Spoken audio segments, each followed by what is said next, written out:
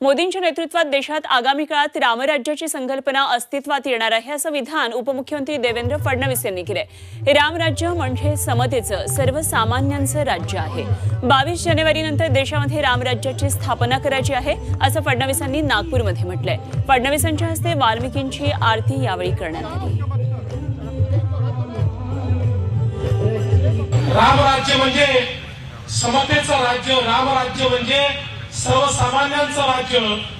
ज्या प्रकारे आपले संविधानकार भारतरत्न डॉक्टर बाबासाहेब आंबेडकरांनी संविधानाच्या माध्यमातून आपल्याला एक समानतेचं समतेचं राज्य स्थापन करण्याची प्रेरणा दिली, तेच राज्य हे मला असं वाटतं की आपल्या रामराज्याची जी संकल्पना आहे ती संकल्पना तीच आहे।